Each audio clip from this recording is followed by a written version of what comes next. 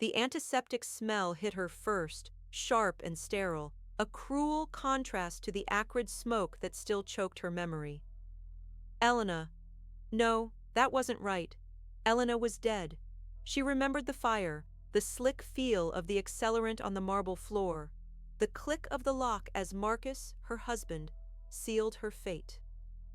She remembered the betrayal, a cold blade that hurt more than the flames. She opened her eyes. They felt heavy, gritty. The room was beige, sterile, and bathed in the weak afternoon light of a city she didn't recognize. A tube snaked into the back of her hand. A mirror hung on the opposite wall, and the reflection staring back was a horror. It wasn't her. The woman in the glass was young, perhaps 22, with a face that was pretty in a fragile, forgettable way. Limp, mousy brown hair, eyes wide with a terror that was familiar, but the face, it was wrong. Elena had been vibrant, confident, with eyes the color of whiskey and hair like polished obsidian. This girl looked like a ghost before she'd even died. She raised a hand. The girl in the mirror raised a thin, pale hand. A small, choked sound escaped her throat. It wasn't her voice. A nurse bustled in. "Oh good, you're awake, Elara. You gave us quite a scare, attempting to overdose in a rented room. Tusk, you're lucky the housekeeper found you." Elara. Her name was Elara Vance. The nurse, oblivious to the existential scream trapped in Elena's chest, turned on the small television mounted in the corner. "Just some background noise for you, dear. Doctor will be in soon." The screen flickered to life. A glossy, obnoxiously cheerful entertainment anchor was speaking. Biggest news in the financial world.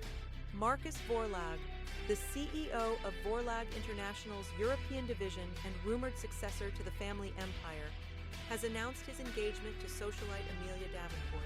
This comes 5 years after the tragic death of his first wife, Elena Vorlag, in a house fire. The world tilted. 5 years. He hadn't just killed her. He had waited. He had mourned publicly, played the grieving widower, and now, 5 years later, he was moving on. The fire, the betrayal. It wasn't just murder. It was a plan. Rage, cold and pure, burned away the last vestiges of Elara's weak despair. Elena was in the driver's seat now, trapped in this stranger's body. "Where are my things?" she rasped, the voice thin. The nurse pointed to a small locker. "Just your purse, dear." Inside was a cheap wallet, $17, and a crumpled envelope. Elena, tore it open. It was a letter. A job rejection? No, an interview confirmation. "We are pleased to invite you, Ms. Elara Vance, for a final interview for the position of executive assistant." The letterhead was thick, expensive cream stock embossed with a severe stylized V. Vorlag Industries, office of the CEO, not Marcus. Marcus ran the European division, basking in the sympathy of his tragedy. This was the head office. This was the lion's den. This was his office. Cassian Vorlag, her brother-in-law, the true head of the family. The cold, ruthless, terrifying man who had always looked at Elena with suspicion, as if he knew she wasn't the perfect wife everyone believed her to be. He'd barely spoken 10 words to her in the 3 years she'd been married to his brother. He was powerful, emotionally scarred, and utterly inaccessible. Elara Vance, the girl who tried to die, had an interview with the one man who could destroy Marcus. A slow, dangerous smile spread across the stranger's face in the mirror. It was Elena's smile. "When am I discharged?" she asked the nurse, her voice suddenly stronger. "Tomorrow, perhaps, after psychiatric evaluation. I'm discharging myself. Now." Elena ripped the IV from her hand, ignoring the sting. Elara was weak. Elena was not. She was reincarnated, she was single, and the Vorlags. They weren't just the family that had discarded her. They were her way in. Cassian Vorlag, the man who distrusted everyone, was her hidden advantage. He wanted to protect his family name, so did she. She just had to redefine who the enemy was. 2 hours later, wearing Elara's cheap, ill-fitting clothes, she stood in the opulent lobby of Vorlag Tower. The place dripped power, all chrome and black marble. It was designed to intimidate. It was designed by Cassian. "I'm here to see Mr. Vorlag," she told the severe receptionist, her voice, Elara's voice, shaking only slightly. "Elara Vance." The receptionist's eyes flickered over her, a clear dismissal of her cheap clothing, but the name was on the list. "Penthouse floor. Mr. Vorlag's assistant will meet you." The private elevator ascended with terrifying speed, a silent, pressurized glass box. Elena stared at her reflection, forcing the terrified Elara down. "You will not be weak. You died once. What more can they do?" The doors chimed, opening directly into a vast, minimalist office that seemed to hang in the clouds. Floor-to-ceiling windows overlooked the entire city, and behind a desk the size of a small car sat Cassian Vorlag. He was exactly as she remembered, only more so. Cold, imposing, and devastatingly handsome in a way that had nothing to do with Marcus's easy charm. Cassian was sharp edges, dark shadows, and eyes the color of a winter storm. He wore a perfectly tailored charcoal suit, and he didn't look up when she entered. He was the devil in his domain. "Ms. Vance, you're late," he clipped, his voice a low rumble that vibrated with impatience. He finally lifted his gaze, and his gray eyes swept over her. It wasn't just assessment, it was dissection. He missed nothing. Elena's heart, Elara's heart, pounded a painful, frantic rhythm. This was it, the first step. His assistant, a woman with a clipboard and a pinched face, motioned her forward. "Mr. Vorlag only has 10 minutes. Elena walked forward, her steps measured. She remembered Cassian's tells, the way his left pinky finger tapped when he was irritated, the specific brand of single-origin coffee he drank, black, no sugar, the fact that he was severely, almost dangerously, allergic to lilies. The assistant placed a tray on his desk. "Your afternoon espresso, Mr. Vorlag." This was her chance, not to get the job, but to plant the seed, to make the inaccessible man see her. She tripped. It was a clumsy, pathetic stumble from the body of Elara Vance, but the execution was pure Elena.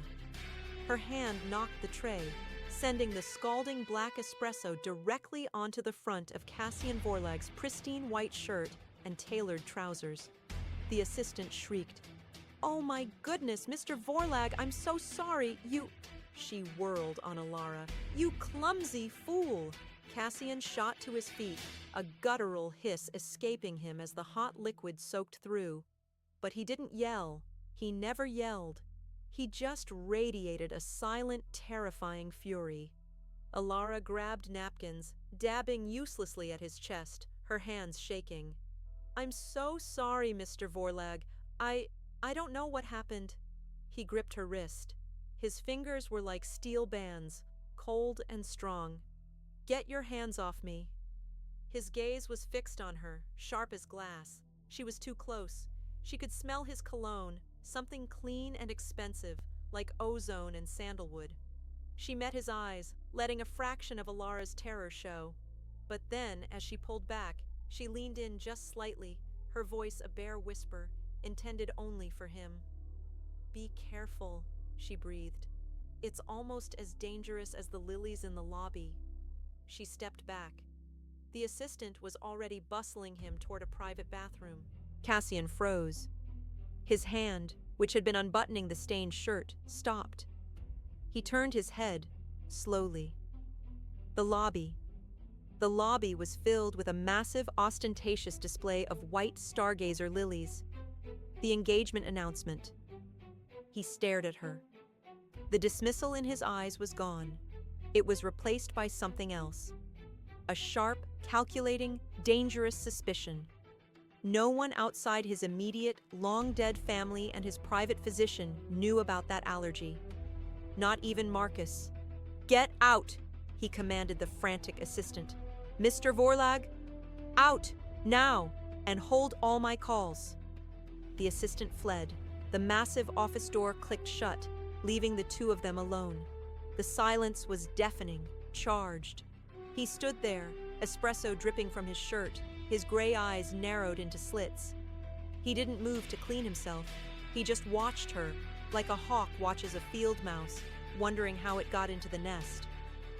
"You have 60 seconds, Cassian Vorlag said, his voice dropping to a deadly quiet. "Who are you?" The question hung in the air, a steel trap waiting to snap shut. Who are you? Elena's mind raced. Elara Vance's history was thin.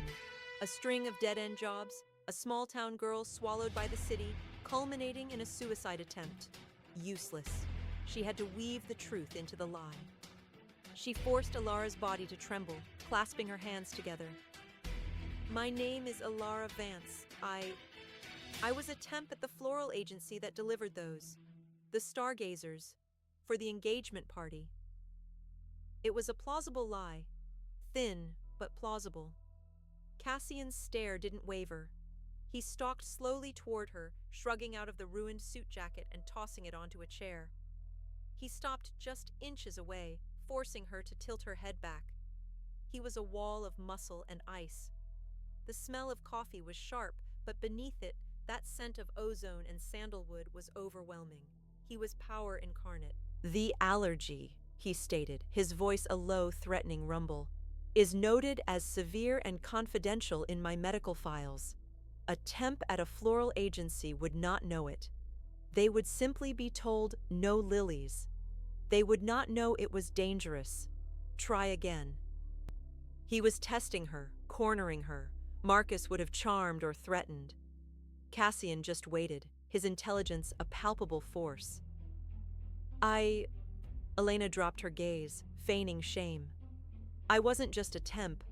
I worked private service for your father, years ago, before he passed, at the estate. This was a massive risk, but Elena had spent 3 years married to Marcus, listening to him complain about his overbearing father. She knew details." Cassian's expression flickered. "A hit? My father, you worked for him." "Briefly. I was young, just kitchen staff, overflow for parties. But I overheard things.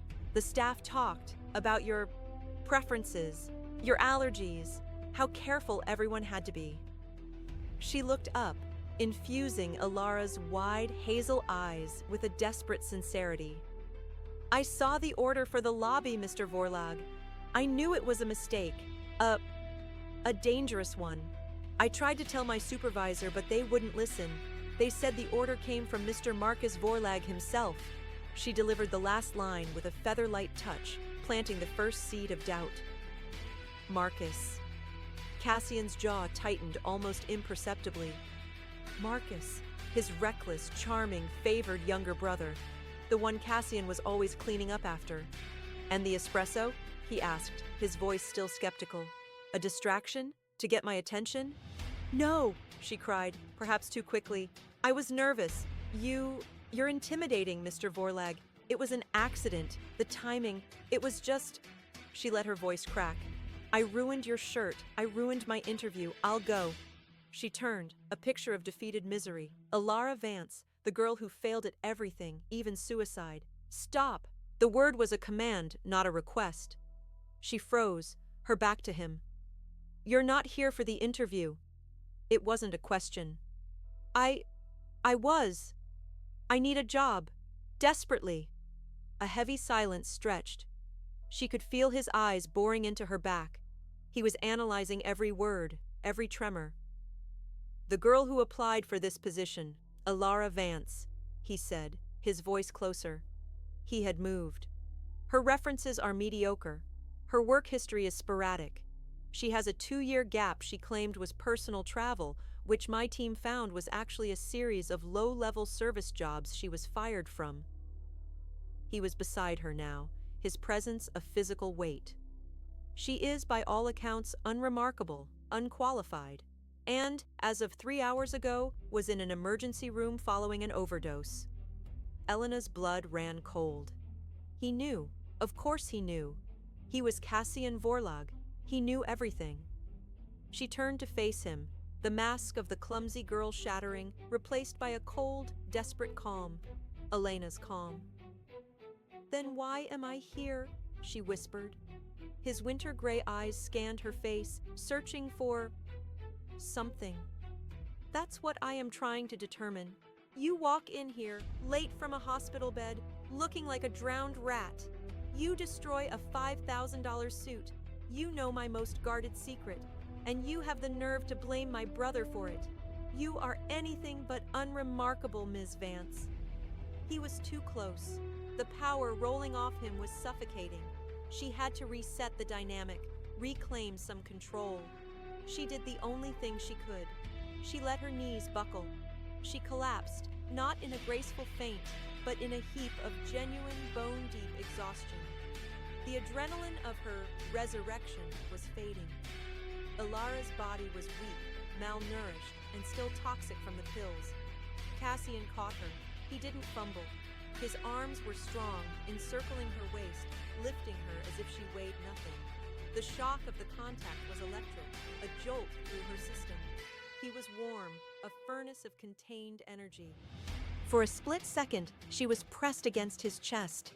She could feel the hard muscle, the rapid, steady beat of his heart. It was a proximity she had never ever had with him. He deposited her, none too gently, onto a severe leather sofa. "Don't move," he commanded. He strode to a sleek, hidden bar and returned, not with water, but with a glass of amber liquid. "Brandy. Drink it." She obeyed, the fiery liquid scorching a path down her throat, steadying the tremble. He stood over her, a dark monolith against the blinding city lights. "You're a liability, Elara Vance. You're a mess, but you're an interesting mess. And you're the first person in 5 years to tell me something about my brother that I didn't already know but instinctively believed. That Marcus would be careless enough to poison him. He's excited," Elena whispered, testing the new narrative. "The engagement, he's distracted. He probably just told the florist to make it spectacular. He doesn't think about details, not like you do." "No," Cassian agreed, his voice thoughtful. "He doesn't." He looked at her, truly looked at her. "You need a job. I need information." Elena's heart hammered. This was it. "I can't hire you as my assistant," he said flatly. "You are, as I said, wildly unqualified, and I don't trust you." Her hope plummeted. "But," he continued, "Marcus is in town for the engagement gala. He's staying at his penthouse. He's bringing his fiancée." He said the word with clear distaste. "He always needs extra staff for parties, maids, servers, people who become invisible." He was offering her an infiltration, a way to get close to Marcus. "You want me to spy on your brother?" she asked, her voice a reedy imitation of Elara's shock. "I want you to be my eyes and ears," he corrected, his tone harsh. "Marcus is sloppy. His fiancée, Amelia Davenport, is worse. She's a social climber with a spending problem and a desperate need for validation. You will get a job on the service staff. You will listen, you will watch, and you will report everything to me. And if I refuse?" Cassian allowed himself a small, cold smile that held no humor. "Then I will have you arrested for assaulting me. And I will personally inform the psychiatric board that Elara Vance is a danger to herself and others, and should be institutionalized indefinitely. Your life, Ms. Vance, is already over. I'm just offering you a slightly better ending." It was brutal. It was perfect. "What do I get out of it?" she demanded, a spark of Elena's fire flashing. He seemed to appreciate the question. "Money, a new apartment, secure, under my protection, and if you prove useful, I will make sure you are never desperate again." He was offering her a gilded cage, but a cage within his protection was exactly where she needed to be. "I'll need help," she said, letting the vulnerability return. "I look like this. I can't get hired anywhere." Cassian pressed a button on his desk intercom. "Helen, come in." The pinched-face assistant reappeared, her eyes wide with curiosity. "Ms. Vance will be staying in the corporate apartment, Suite 34A. Get her a full wardrobe, everything she needs. She starts tomorrow at Mr. Marcus's penthouse. Service staff." Helen's jaw dropped. "Sir, but the interview?" "The interview is over," Cassian said, his gaze locking with Elena's. "Welcome to Vorlag Industries, Ms. Vance." He was dismissing her. As she stood, her legs still shaky, he added one final thing, his voice low. "And Elara, one more thing." She paused. "I know you lied about my father. The kitchen staff were all sourced from a French agency. None of them were local. None of them were you." She froze, her blood turning to ice. "I don't know who you are," he whispered, a dangerous promise in his tone. "I don't know how you know what you know, but I will find out. And while I do, you are mine. You report to me. You speak to no one. Do you understand?" "Yes," she breathed. "You're mine now." The words echoed with a chilling new meaning. "Good. Get out of my sight." Helen was a whirlwind of brisk, disapproving efficiency. She didn't speak to Elara, she spoke at her, herding her out of Cassian's office and into the same silent elevator. They descended not to the lobby, but to a secure residential floor. Suite 34A was larger than any apartment Elara Vance could have ever afforded. It was a mirror of Cassian's office, cool tones of gray, steel, and glass, utterly impersonal, yet undeniably luxurious. It was a beautiful, sterile box. "A car will pick you up tomorrow at 8 a.m. sharp. You will be taken to Mr. Marcus's residence. You will be issued a uniform. You will follow the instructions of the head housekeeper. Do not," Helen stressed, her eyes like chips of ice, "speak to Mr. Cassian Vorlag directly again. You report to me." "What about food? Clothes?" Elara asked, her voice small. "The pantry is stocked. A wardrobe will be delivered within the hour." Helen sniffed, her gaze raking over Elara's cheap, hospital-scented clothes. "Try to present yourself appropriately." She left, the door clicking shut with a heavy, final sound. Elena was alone. She walked on plush gray carpet to the floor-to-ceiling windows. The city spread out below, a glittering, indifferent galaxy. She saw her reflection again. Elara Vance, pale, thin, with wide, terrified eyes. "You have to hold it together," Elena whispered to the reflection. But the dam of her control, held in place by sheer adrenaline since waking up, finally broke. She sank to the floor, her body racked with silent sobs. It wasn't just for her death. It was for the waste. The 3 years she'd spent loving Marcus. The way she'd defended him to her friends, to her family. The way she'd even defended him to Cassian. She remembered a dinner about a year into her marriage. Cassian had been there, a rare and unsettling presence. Marcus, charming and slightly drunk, had proposed a new venture, a joint resort project. "It's too risky, Marcus," Cassian had said, his voice flat. "The coastline is unstable.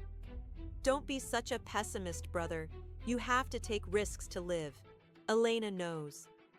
Marcus had draped a heavy arm around her, kissing her temple. "My wife isn't afraid of a little excitement, are you, darling?" Elena had smiled, leaning into him. "I trust Marcus's instincts, Cassian. You should too." Cassian's gaze had settled on her. It wasn't angry, it was pitying, as if she were a fool. "Instinct," he'd said, "is just a word for gambling with other people's money." The project had failed, spectacularly, costing the company nearly $80 million.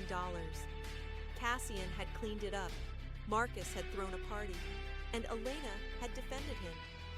She saw it now. She had been his shield, his beautiful, charming, socially adept shield. And when she had started asking questions, when she'd noticed the large, unexplained transfers from their private accounts, she had stopped being a shield and become a liability. She had died because she'd finally started to see the truth. The truth Cassian had probably seen all along. The sob that escaped her was one of pure, unadulterated rage. He hadn't just taken her life. He had taken her past, twisting every memory into a poisoned lie. She pushed herself up, using the cold glass for support.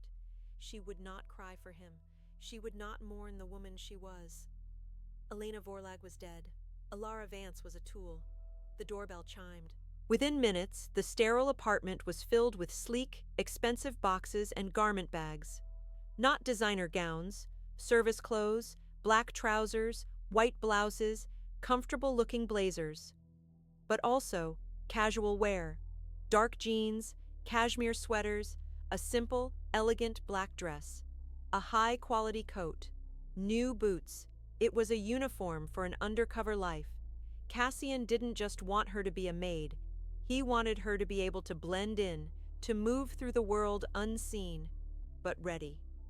She showered, scrubbing away the last traces of the hospital and Elara's pathetic life.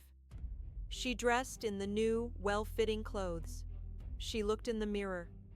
The face was the same, but the terror was gone. The eyes were cold. They were Elena's eyes, staring out of a stranger's mask. The next morning, the car was waiting. Marcus Vorlag's penthouse was everything Cassian's office was not. It was ostentatious, loud, and decorated in gold, cream, and deep crimson. It screamed new money, even though the Vorlags were anything but. It was a reflection of Marcus, all surface, all charm with a rotten core. The head housekeeper, a stern woman named Mrs. Davies, barely glanced at her. Elara was one of 10 new temporary staff. "You," she snapped, pointing at Elara. "You're on personal duty for Ms. Davenport. She's in the master suite. She needs assistance. Don't speak unless spoken to. Don't make eye contact, and do not touch anything." Elara nodded, her gaze fixed on the floor. Invisible. She was led through the sprawling apartment to the master bedroom. The door was ajar, and she could hear a high, whining voice. "I don't care if it's custom. It's the wrong shade of white. It's eggshell, not ivory. Do you have any idea how that will clash with the reception lighting?" Elara stepped into the room. It was a tornado of silk, feathers, and tulle. Dresses were flung over every surface, and in the middle of it all sat Amelia Davenport, wearing a silk robe, her blonde hair in perfect cascading waves. She was beautiful, flawless, and had the petulant mouth of a spoiled child. She was the woman Marcus had killed her for. "Well, don't just stand there," Amelia snapped, not even looking up from her phone. "My green juice, now. And then start steaming these. God, you're all so useless." Elara murmured, "Yes, Ms. Davenport," and moved to the rack of gowns. She spent the next 3 hours in silence, steaming silk, organizing shoes, and fetching juices and champagne. She was a ghost. Amelia chattered endlessly on her phone, complaining about Marcus, the wedding, the flowers, the press. "He's just so morose," Amelia complained to someone, likely her mother. "It's the engagement gala tonight, and he's wandering around like a ghost. I mean, I get it. It's the 5-year anniversary of his wife's accident. But my God, can't he at least pretend to be happy? It's my night." Elena's hand, holding the steamer, tightened. Morose. Marcus wasn't grieving. He was guilty. Or, more likely, he was annoyed that the inconvenient timing of his first wife's death was casting a shadow on his new conquest. Later that afternoon, Elara was tasked with serving canapés for a small pre-gala meeting in Marcus's study. Her heart hammered against her ribs. This was it. She pushed the silver cart into the room. Marcus was there, standing by the window, his back to her. He was in a custom suit, a phone pressed to his ear. He looked exactly the same golden blonde hair, the same easy, athletic build. the same charm that had fooled her, that had killed her. Yes, I know. I'll handle Cassian, Marcus was saying, his voice tight with an irritation she knew well. He's not going to ruin this. Just make sure the final transfer is clean. No, she won't be a problem. Amelia doesn't know anything. He turned, still on the phone, and waved a dismissive hand at Elara. Just leave it. He didn't look at her. He didn't see her. She was furniture. She was the maid. The rage was a physical thing, choking her, making her hands shake. She wanted to pick up the champagne flute and shatter it against his skull. She set the tray down, her movements stiff. As she turned to leave, another man in the room, a business associate, stepped back, bumping into her. Elara stumbled, a cry muffled in her throat. The tray of glasses tilted. She caught it, but a single glass of champagne flew off, shattering on the polished floor, splashing the cuff of Marcus's trousers. Everything stopped. Marcus ended his call, his face darkening with annoyance. For God's sake, can you people not even walk? He bent down, dabbing at his trouser leg with a handkerchief, his back to her. Clean this up, and get out.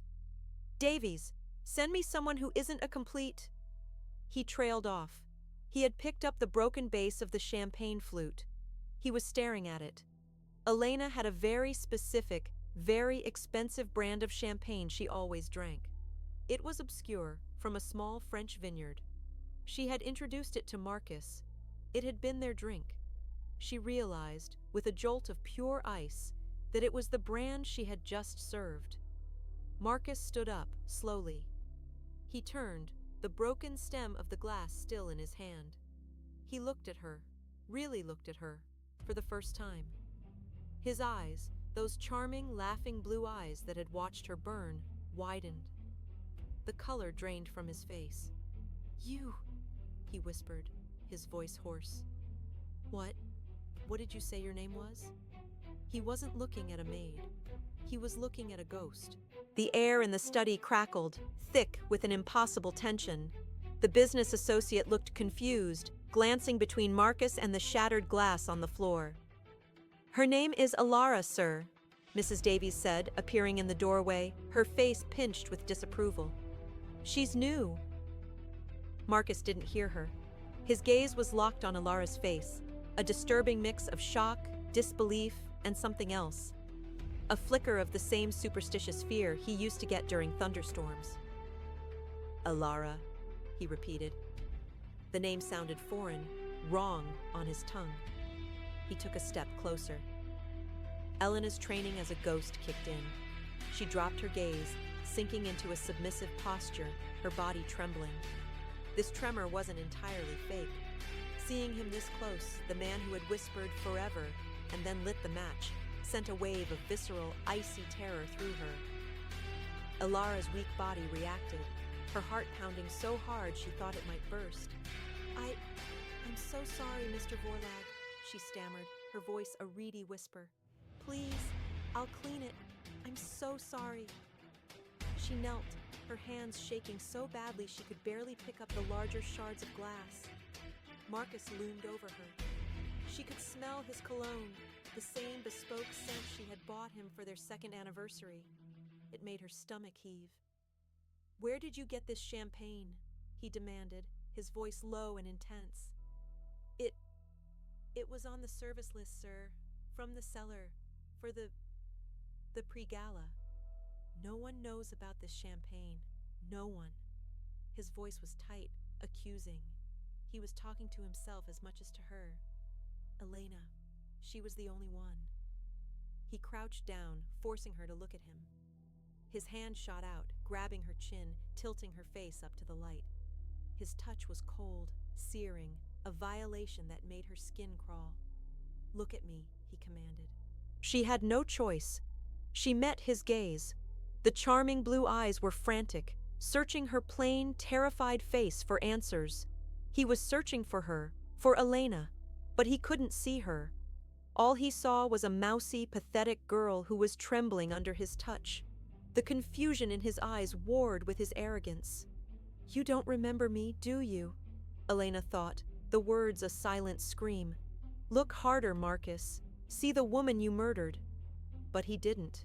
He saw a coincidence, a deeply unsettling, terrifying coincidence. Your eyes, he whispered, his thumb brushing her cheekbone. They're the wrong color. He was rattled. He let go of her, standing up abruptly as if she had burned him. He ran a hand through his perfect hair, his composure cracking. Get her out of here, he snapped at Mrs. Davies. Now! I don't want to see her again. But sir, Ms. Davenport requested her. I don't care. Get her out! He roared. Elara scrambled to her feet, clutching the broken glass and a napkin, and fled the room, Mrs. Davies hustling her out. She was shoved into a utility closet, the door slamming behind her. She collapsed against a shelf of cleaning supplies, her entire body shaking uncontrollably. The shards of glass in her hand bit into her palm, and she welcomed the sharp, grounding pain. She had survived. She had faced him. He had touched her. A dry, hacking sob escaped her. He didn't see her. He saw a ghost, a reminder. But he didn't see her. The realization was both a relief and a profound insult. She was so changed, so reduced in this new body, that the man who had shared her bed for 3 years couldn't recognize the soul staring out at him. A cold calm washed over her, extinguishing the panic. This was good. He was rattled. A rattled Marcus made mistakes. A rattled Marcus was vulnerable.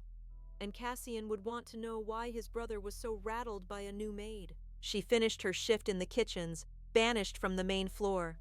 The gala was in full swing, the thumping bass of the music vibrating through the building. Elara scrubbed pots, invisible again, her mind racing. She had to report to Cassian, but not through Helen. This was too big. When her shift ended, long after midnight, she wasn't taken back to the corporate suite. A different black car was waiting in the service alley. The back door opened.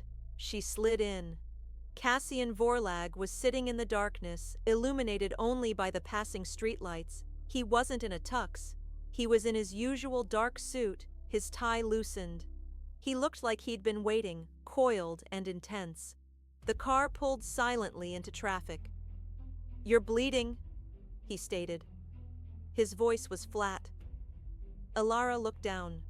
Her left hand, the one that had held the glass, was bleeding sluggishly, a dark stain on her uniform trousers.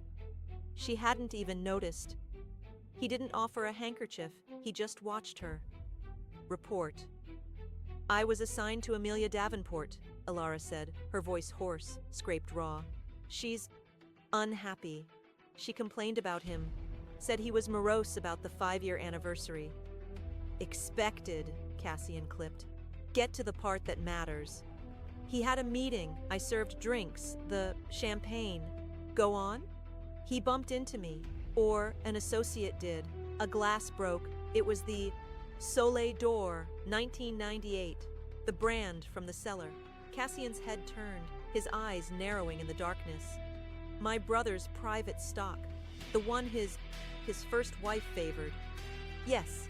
Elena's throat was tight. He reacted. He asked where I got it. He said no one knew about it. He grabbed me." The car hit a pothole, but Cassian didn't move a muscle. "He touched you?"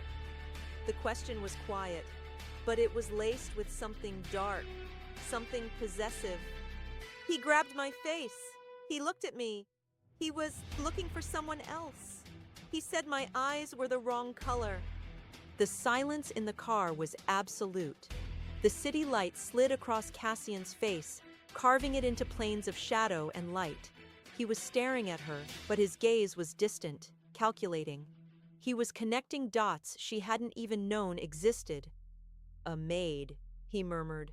"Who knows my allergy? And a maid who serves my dead sister-in-law's favorite, secret champagne. The same day. That's quite a coincidence, Ms. Vance." "It's the truth," she whispered, her heart hammering. He was too smart. He was seeing the pattern. "He threw me out. He was furious, terrified. Cassian leaned back, his fingers steepled. He's not terrified of you, Elara. He's terrified of a ghost. He always was superstitious. Pathetic. He looked at her again, his gaze sharp, analytical. But you're something else. You didn't just stumble into this. You chose that bottle, didn't you? She met his gaze, her own reflection staring back at her from the dark window. She was done being Elara Vance, the victim. He's careless, she said, her voice hardening, losing its reedy, frightened edge. He's distracted by his new prize. He's sentimental in his guilt. He keeps her champagne in the cellar, where any invisible staff member could find it. Cassian's expression was unreadable. You're playing a very dangerous game. You provoked him. You made him see you. Now you are no longer invisible. You're a target. He'll want to know who you are, where you came from. He will dig, and he will find Elara Vance, the girl who tried to kill herself. And what will you do? She challenged him. He's your brother. A cold, mirthless smile touched Cassian's lips. Family is complicated. Marcus is a liability I have contained for years, but he's getting worse. And this engagement, this is not just a marriage, it's a merger. Amelia Davenport's father controls a media empire. Marcus is trying to make a power play against me. He finally looked at her hand. You're ruining my upholstery. He reached into an armrest compartment, pulled out a pristine white handkerchief, and thrust it at her. Clean yourself up. Your new assignment is effective immediately. New assignment? I thought I was fired. You were fired from his house, Cassian corrected. But the gala is tonight, at the Vorlag Tower Ballroom. He can't ban you from my building. You'll be working the event. You will be a waitress. You will wear a uniform, and you will wear this. He handed her a small velvet box. She opened it. Inside, nestled on black velvet, was a simple, elegant earpiece, flesh-toned and tiny. My security team will be monitoring, he said. You will be my eyes and ears on the floor. I want to know everyone Marcus speaks to, everything he says. And I want you to make her see you. Her? Amelia. She's jealous, insecure. Marcus is haunted tonight. She's feeling it. I want you to be the ghost. I want to see how she reacts to the maid who has her fiancé's undivided, terrified attention. He was using her as a weapon against both his brother and his future sister-in-law. He was pouring gasoline on the fire she had just started. He'll recognize me, she said, the thrill of the danger a cold shot in her veins. That's the point, Cassian Vorlag said, his gray eyes like chips of ice. Let's see just how haunted he really is. Don't disappoint me, Elara. The ballroom was a galaxy of glittering diamonds and cruel, assessing eyes. Elena moved through it, a black and white ghost in her simple waitress uniform, a tray of champagne flutes balanced on one hand. In her ear, the tiny device was a silent, intimate presence. To your left, Cassian's voice murmured, low and disembodied. The woman in the red dress. She's Amelia's mother. Note the man she's speaking to. That's Harrison Cole, her father's rival. Elena adjusted her path, drifting closer, her gaze blank. She was invisible. She heard snippets. An aggressive takeover. Marcus is promising him a board seat. Good, Cassian's voice hummed. Now, find Amelia. She found her near the towering ice sculpture of a swan. Amelia was radiant in an ivory dress, her diamonds flashing, but her smile was brittle, her eyes scanning the crowd. She was looking for Marcus, who was across the room, charming a group of investors. Elena approached, her tray extended. Champagne, Ms. Davenport? Amelia's head snapped around. Her eyes, the color of a shallow sea, narrowed. She recognized her, the maid from the bedroom. You, she hissed, her voice low. What are you doing here? I thought Marcus fired you. I was reassigned, ma'am. To the gala staff. Elara kept her voice trembling, her eyes downcast. Reassigned? Amelia's laugh was sharp, ugly. He should have had you thrown in the street. You're clumsy. You're a mess. I'm very sorry, ma'am. Stop apologizing. It's pathetic. Amelia snatched a glass from the tray. I know what you're doing. Elara's head tilted a fraction. Ma'am? Don't play dumb. Amelia leaned in, her perfume cloying. I saw the way he looked at you. You think you're special? A sad little girl he can pity? He's mine. You're just the help. Amelia, stop terrorizing the staff. Marcus's voice, smooth as silk, cut through the tension. He appeared at Amelia's side, placing a possessive hand on the small of her back. But his eyes were on Elara. They were dark, stormy, a stark contrast to his easy smile. Darling, let's dance, he said to Amelia, but his gaze didn't leave Elara. Not until she is gone, Amelia snapped. Marcus, I want her fired, now. Amelia, don't be dramatic. I'm not. She looks at you, and you look at her, like you've seen a ghost. The word hung in the air, a fatal, echoing sound. Marcus's smile vanished. His grip on Amelia's back tightened, making her wince. Don't be absurd. Elara, Cassian's voice said, sharp and urgent in her ear. Move away, now. But she couldn't. Marcus's gaze held her captive. He was looking at her, really looking at her. The mousy brown hair, the cheap uniform, the pale, terrified face.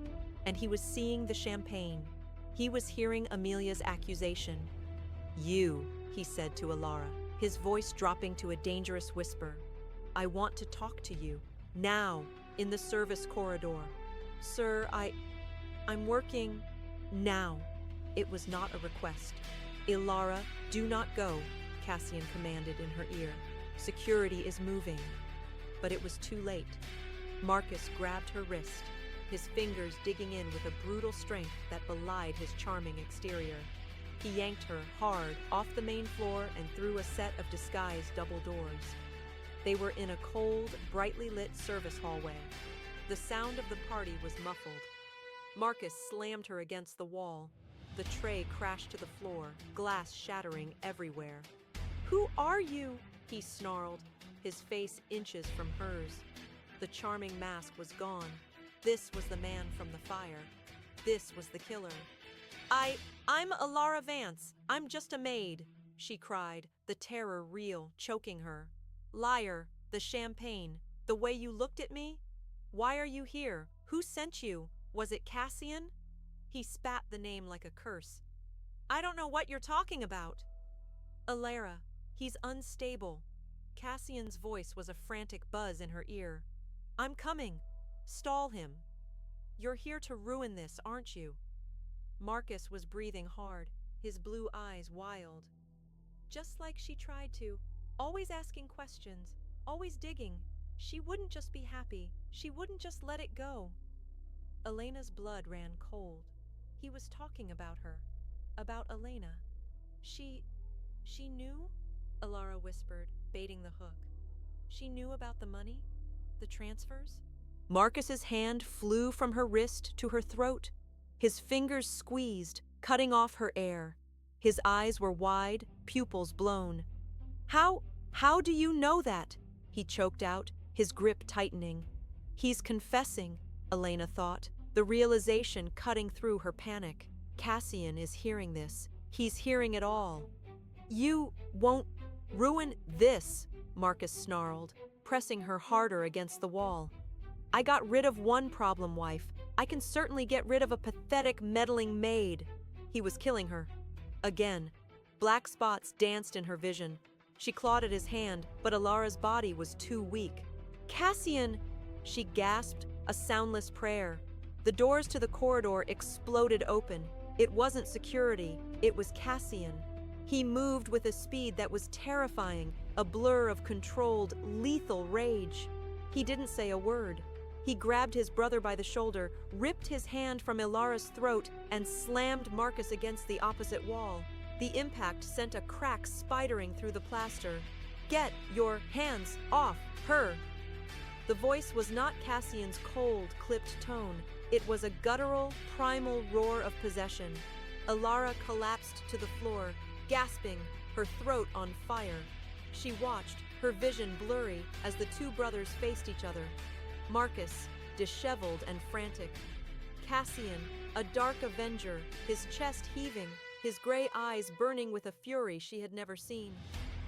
"She's a spy, Cassian!" Marcus yelled, adjusting his ruined tux. "She's working for you, trying to sabotage me." "You just confessed to murder," Cassian said, his voice dropping back to that deadly, icy calm. In her ear, "To my entire security team." The color drained from Marcus's face. He looked at Elara, at her ear, and understood. No, I was upset. I didn't mean, it was an accident. The fire was an accident."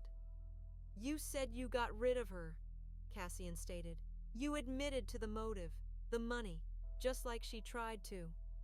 At that moment, security flooded the hall, silent and professional. They flanked Marcus. "Cassian, you can't," Marcus pleaded, his arrogance dissolving into pure, pathetic panic. "We're brothers. It's me. Blood. You can't choose her over me." Cassian didn't look at his brother. His gaze was fixed on Elara, who was still on the floor, her hand pressed to her bruised throat. He saw the terror in her eyes, the red marks, the shattered glass. He walked over to her, ignoring his brother's desperate pleas. He shrugged out of his $1,000 suit jacket and crouched, wrapping it around her small, trembling shoulders. The scent of him, ozone and sandalwood, enveloped her. "Take him," Cassian said to his guards, his voice final. "Hold him in a secure room. Get legal here, now." "You'll pay for this, Cassian! I'll ruin you! I'll tell them everything!" Marcus screamed as he was dragged away. The corridor was silent, save for Elara's ragged breathing. Cassian remained crouched in front of her. He was so close. His stormy eyes scanned her face, taking in the bruises, the fear. His expression was unreadable, a mask of cold control, but his eyes were burning. He gently, almost tentatively, touched his fingers to the bruises on her throat. A jolt, sharp and electric, passed between them. It wasn't sexual. It was recognition, a connection forged in the heart of betrayal. "You," he whispered, his voice rough. "The allergy, the champagne, the motive, you knew it all. You weren't guessing. You weren't a spy." She couldn't speak, her throat too raw. She just looked at him, the entire impossible truth screaming in her eyes. "Look at me. See me." He stared, his intelligence fierce, piecing together the impossible. "He looked at you," Cassian murmured, "and saw a ghost." He paused, his thumb brushing her cheekbone. "But I'm looking at you, and I'm finally seeing her." He didn't say the name. He didn't have to. He knew. The impossibility of it all hung in the air, but he didn't question it. He accepted it. "I can't lose you again," he whispered. The words were a shock, a confession that cracked his iron control. He hadn't just been protecting an asset. He'd been protecting her. He stood, pulling her up with him. She was lost in his jacket, small and fragile. "Your old life is over, Elara," he said, his voice hardening, becoming the CEO again, the protector. "And your new one. It belongs to me." He lifted her into his arms, just as he had in the office. He carried her out of the service corridor, past his stunned security, and toward his private elevator. "I'll protect you," he vowed, his voice a raw promise against her hair. "Even if it costs me everything." She was safe. She was a captive. She was finally, terrifyingly, seen. And in the cold, possessive grip of Cassian Vorlag, Elena Vorlag, reborn as Elara Vance, finally had her revenge. And something more. Something dangerous, something that felt terrifyingly like a new beginning.